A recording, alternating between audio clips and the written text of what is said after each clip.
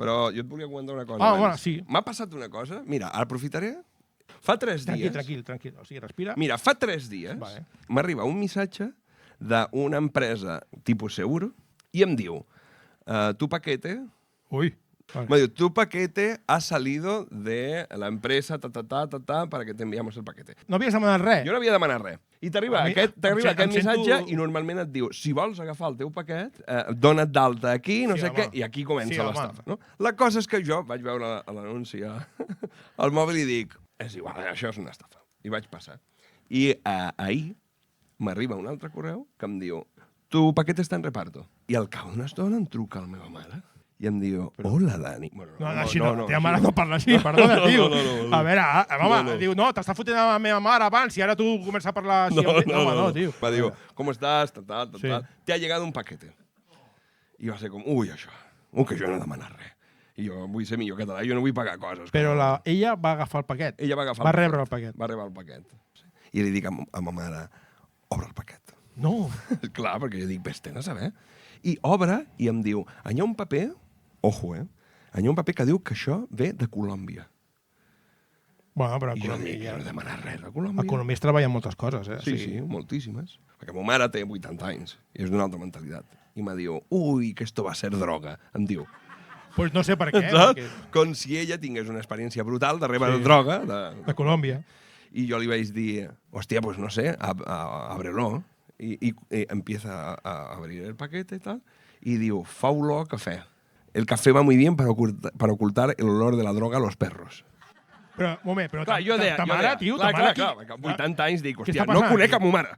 No la conec. A veure si és una agent de l'FBI, diu alguna cosa. I de cop li dic, bueno, abre la última parte del paquete. Y me diu, ojo, es café. Y digo, voy a meter la mano hasta el fondo a ver si hay algo. Ma mare, fot la mà y digo, no, es café puro. Digo.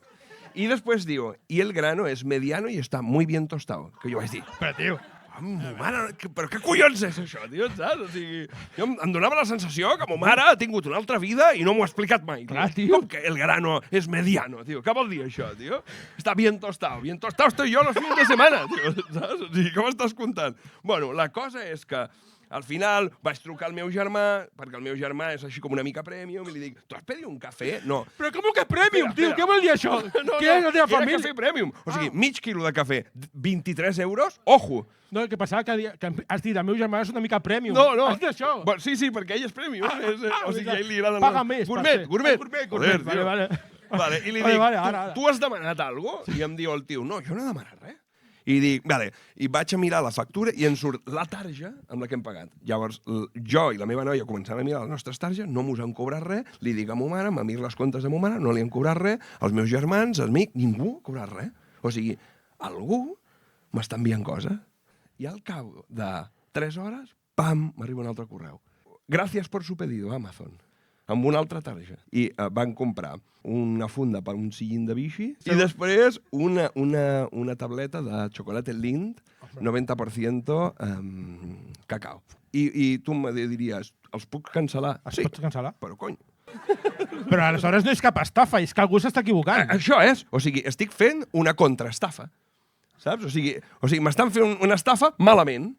Jo el que passa és que aquests dies estic agafat a les mans amb la meva noia dient que després del xocolata li entren ganes de tenir una tele de 55 polzades de Samsung. I que no pens tornar a les coses que m'estan enviant. No ho tornis, i punt, vinga.